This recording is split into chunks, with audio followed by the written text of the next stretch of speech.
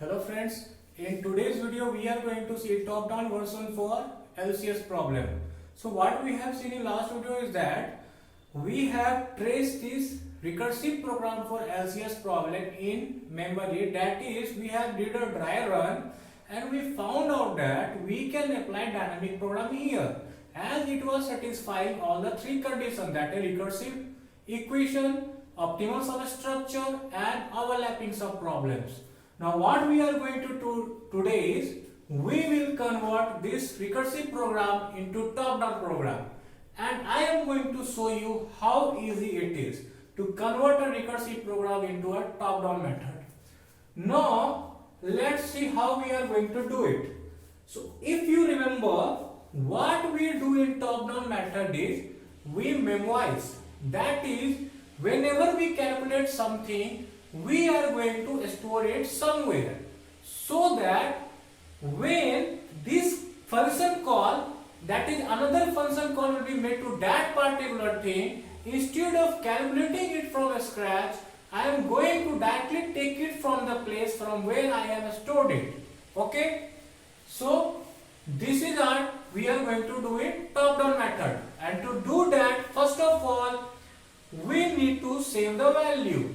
Okay, and to save that value we need a data structure. And one more thing, there will be one more line included here, that is what are the changes that I am going to do in this particular code to make it a top-down code. So first of all, what we are going to do it, we are going to save wherever we are returning. That is, before returning I am calculating this thing, so I am going to save it first at some place. Okay, for that I will be defining a data structure and then we will return it. Similarly here. Okay, but first of all what I am going to do is, whenever LCS of L1 comma L2 will be called, I will check whether I have calculated this value in prior or not. If not, then I am going to execute these three lines of code, that is these three check. Okay, so first of all, now let's come to the data structure which we are going to use here. So we will be using list. Okay, and what kind of list? 1D list, 2D list, or what? And what will be the dimension of that particular list? So to find out that, I have drawn a recursion tree. It will be very easy to figure it out from the recursive tree. So as you can see here, I have taken an example of two words, word 1 equal to AB and word 2 equal to PQ. So from here you can say that LCS will be 0. And why I am taking this example? Because it will grow a big tree and we are preparing for worst case. Okay, so as you can see here, LCS of 2 comma 2 will be called at first. So what is 2 here? 2 is the length of first word, and here also 2 is the length of second word. So as you can see here, length of first one, that is, here you can see that how many different values it is taking. 2, 1, 0. Okay, 2, 1, 0. Similarly, L2 is also taking three different values, that is 2, 1, 0. And you can see here, this is a 2D structure. If I am going to store it in a data structure, we need a two-dimensional data structure. And what we are going to do here is, we will create a 2D list. Okay? And big question is, what will be the dimension? That is, what will be the number of rows and columns? So from here you will be able to figure out that number of rows will be the length of first string plus 1, and number of column will be the length of second string plus 1. Okay, you can take it vice versa also, not a problem, but I will be taking this one also only. And that is, what I am doing here is, my rows in my table will denote first word and column in my table will denote second word. Okay, so basically our dimension for 2D list will be L1 plus 1 into L2 plus 1. Okay, now what we are going to do is, we will create that particular list. And one more thing friends, we need an identifier. What identifier? Identifier is going to let us know whether we have calculated this particular value or not. Okay, so we need to initialize this particular list with the identifier. So what will be the identifier? I will be using -1. You will be asking why I am using -1. So if you remember the LCS tree, it will never give us a -1 value. So -1 will be a good identifier. That is, it will never give us a negative value. It is better to use any negative value, and I will be using -1 here. So what we are going to do? -1 into length of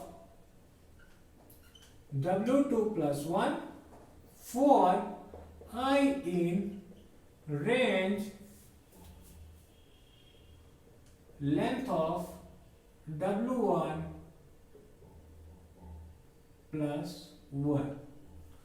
So what will happen here? As you can see here, this for loop is running from for I in range length of W1 plus 1. That is, it will be range 3, and the length of W1 is equal to 2. So that is, this for loop will run for 3 times, and what it is going to do? It will do this thing. And what is this thing? -1 into length of W2 plus 1. Here also it will be 3. That is -1, -1, -1. This is the syntax to deal with list in Python, and it is very easy. So it will copy -1 3 times and make it a 1 row 3 column matrix. And what I am going to do here in this line, I am going to create it for 3 times. Okay, this particular thing I will do for 3 times using this for loop. -1, -1, -1. And here again it will be -1, -1, -1. And as you can see here, I am keeping it in a bigger list. So it will represent a 2-dimensional list. Now let's see what are the changes I am going to make in this code to make it a top-down code. Now let's see the code part. Okay. So first of all, let's make a change here. And one more thing, I will be naming it a table name, that is tab. I will be naming it with a table tab. Okay, and okay, one more thing, it will be here in bracket. So this is basically tab. Now let's see what is the changes I am going to make here. First of all, as you can see here, I am returning a value. So what thing I will make here? First, I will store it. Tab of L1, L2, I will first save this value, and then in next line, I will return tab of L1, L2. Same thing I will do here first. I will tab of L1, L2. First, I will calculate this particular value and store in this particular value. At this particular position in the table, and then in next line, what I am going to do is I will return tab of L1, L2. Okay. So this is the 2 change, but we are forgetting one thing, the identifier part. That is how we are going to check whether we have calculated this value or not. So for that, what I am going to do is I am going to make a if check. That is, if tab of L1, L2 is not equal to -1. If this line will be true, that means we have already calculated this particular value. Okay friends? Then what we are going to do is, we will directly return tab of L1, L2 from here, instead of repeating this particular thing. So now let's take an example and do a diagram for it. Okay.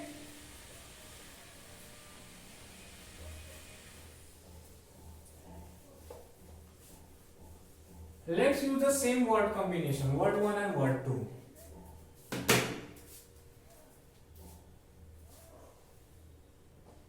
So first of all, LCS of 2 comma 2 will be called, this condition will be false as L1 is equal to 2 and L2 is also equal to 2. So this will be false. And sorry, one more thing, before doing a dry run for this particular code, let's make a table here. 0 1 2 0 1 2.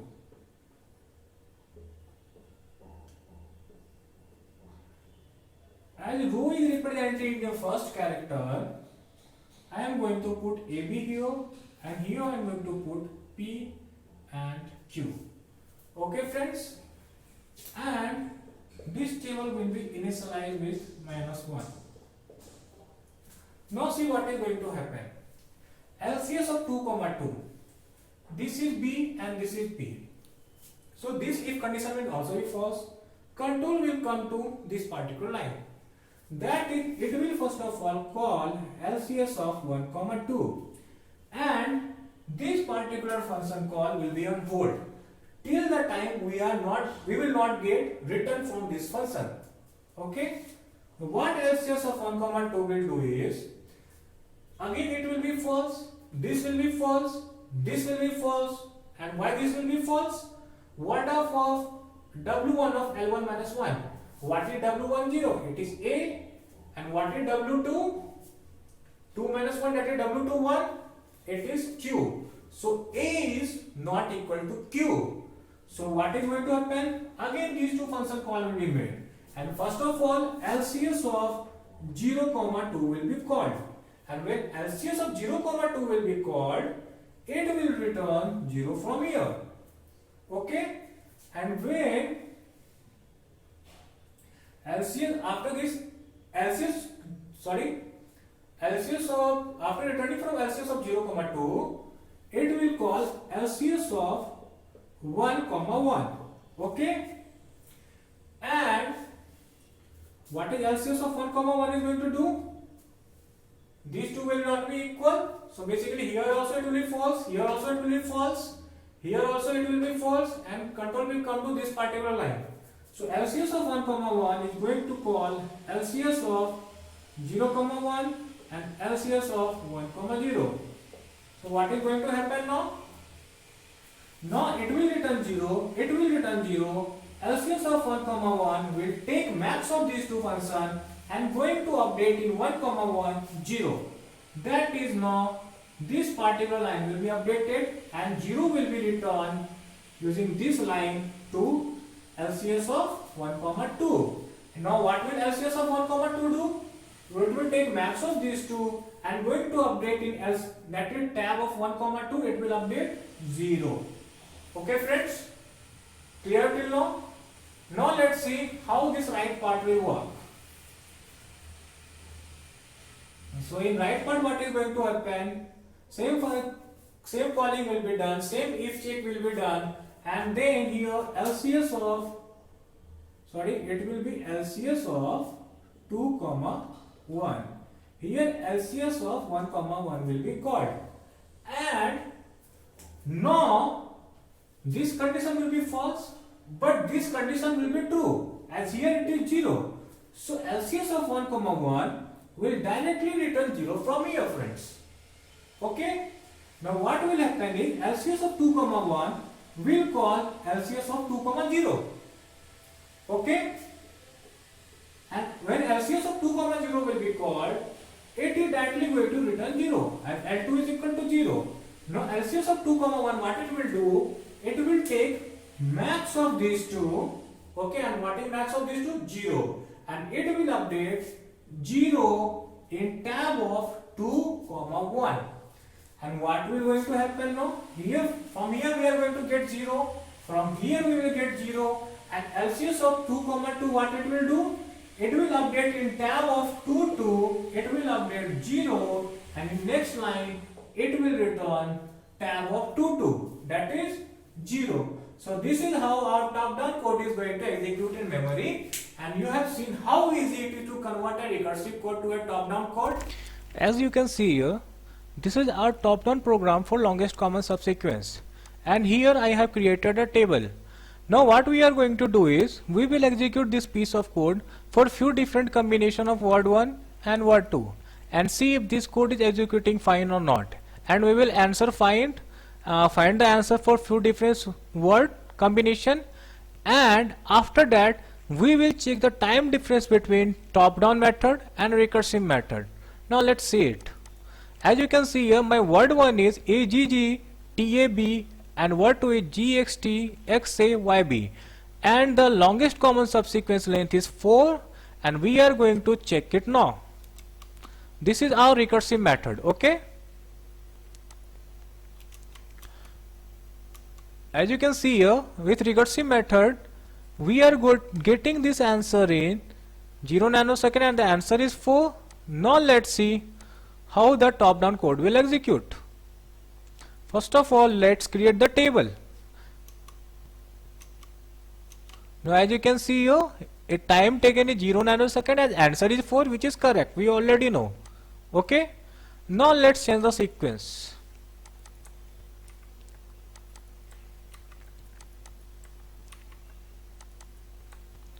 In word 2 we are going to copy this thing, and now let's execute. So answer which we are expecting here is 3, and let's see what we are getting as answer. So as you can see here, answer is 3. It is taking 0 nanosecond, and now let's execute the top-down code. And one more thing, friend, I am executing this particular line multiple times. You may be thinking why I am doing the same thing.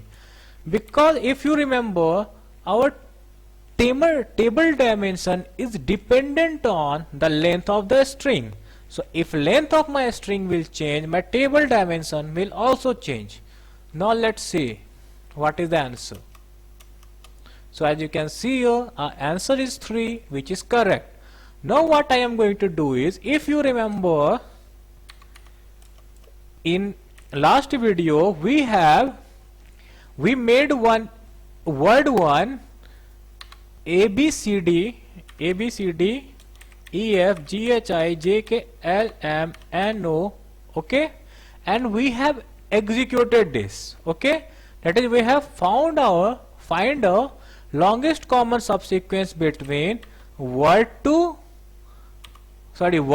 which is ABCDF GHI JK LM NO, and word 2, which is reverse of it. Okay, so that the tree will grow to its fullest. Now let's see what is the answer and how much time it is taking. So as you can see here, it is executing, and if you remember from my last video, it will take approximately 16 seconds. And now after that we will execute the top-down code for same combination of word and see how much time top-down approach will take. And as you can see here, it is taking 16 seconds. Now let's execute the same code using top-down method. As you can see here, it is taking 0 nanosecond. And why is it taking 0 nanosecond?